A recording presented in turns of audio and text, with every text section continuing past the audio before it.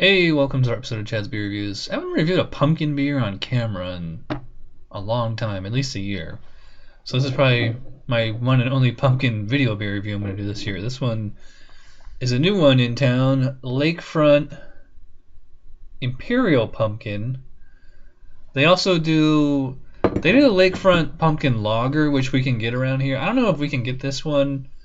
My friend Jordan did a road trip. I told you about her in the new 𝗂𝓄𝓄𝓬 review. So yeah, this is, I guess it's probably straight from the brewery, or at least somewhere in the Wisconsin, Illinois area somewhere. Anyways, let's get on with the beer. This is actually this is an actual ale. It says ale brewed with pumpkin and spices with vanilla added and aged in brandy barrels. Although they do not have this on their website, it's 9.5% ABV. They also have, like, there's an Imperial Pumpkin Lager, which is like 8%, but I guess it's a different beer. So, anyways, pretty typical pumpkin. Actually, that's darker than most pumpkins. It didn't have much of a head when I poured it, maybe a finger and a half. Aroma. It smells very, very confectionery smelling, like huge caramel. Yeah, I mean, I can smell that brandy note. There's like a candy kind of smell to it. The kind of pumpkin pie spices are there, but they're quite subtle. Like the whole brandy and vanilla are like definitely overshadowing them. So let's see how it tastes. Cheers.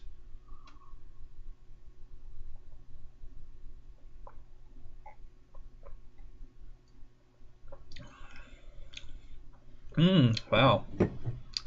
That's really good. I mean, barrel-aged beers, imperial beers, they usually tend to be pretty good. Although, I mean, I didn't really have high hopes for this one because I, wasn't too crazy about the Lakefront Pumpkin Lager. But yeah, this is pretty good. I mean, it's exactly what it says it's supposed to be. It's like an imperial pumpkin ale.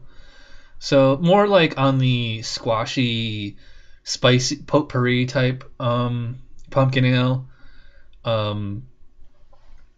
Because it doesn't really taste like you're drinking liquid pumpkin pie. It's actually more vanilla, caramel, and like brandy than it is pumpkin beer. You get chocolate at first. It's probably the vanilla actually. You get huge like prune or date raisin kind of notes up front. Getting caramel, butterscotch, toffee.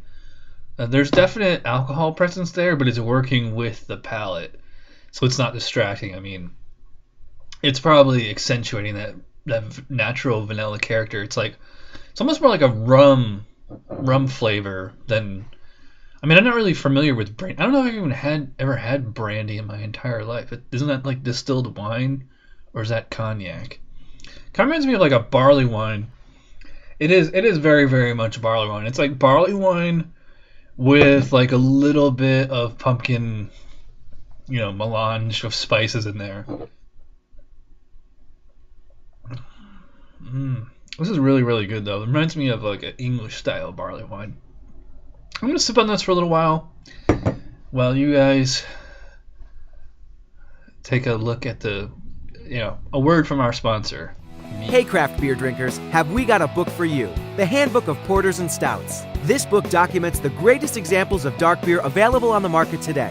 From old world traditional brews to American craft breweries pushing the boundaries of what dark beer can be. You'll learn about the origins of the styles as well as the brewers behind the beer. Available in bookstores November 11th or pre-order from Amazon at a discounted rate today. Come to the dark side with the Handbook of Porters and Stouts by Josh Christie and Chad 𝗂𝓗𝓄𝓬𝓀. All right, let's rate this thing on Rate Beer. For aroma, it smells really good. I mean, it's nice, very familiar,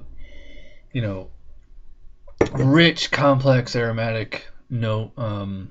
It smells really good. I'm gonna give this a 9 out of 10 on aroma. For appearance, I'm gonna go 4 out of 5. I mean, the head kind of faded. They're only poured about a finger and a half.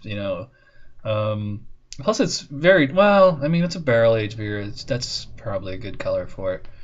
I'm gonna go 4 out of 5 on appearance. Taste, I'm gonna go 9 out of 10. I think it tastes really, really good. It's not like amazing. Like I mean, well, actually, I mean, it is amazing, but it's not like mind-blowing, earth-shattering flavor. I mean, I've tasted this flavor before. Like I said, it's very much like a barley wine. I think I like probably the Weyerbacher or Southern Tier Pumpkin, like as far as flavor, better than this, but this is still really good. Yeah, so 9 out of 10 on taste. Palate, I'm gonna give it a 5 out of 5. I mean, it's got a nice kind of thick, calm mouthfeel, but it's very smooth in texture, and there's like a little bit of warmth in it, but it's not like you're breathing fire, and it finishes pretty clean.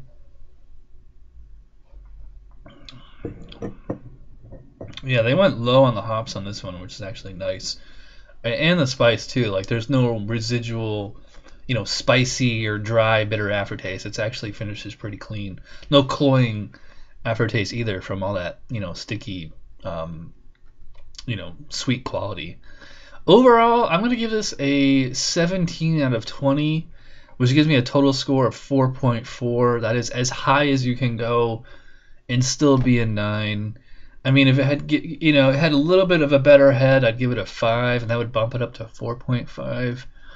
Or if like the taste was like, totally mind blowing, I'd give it a 10.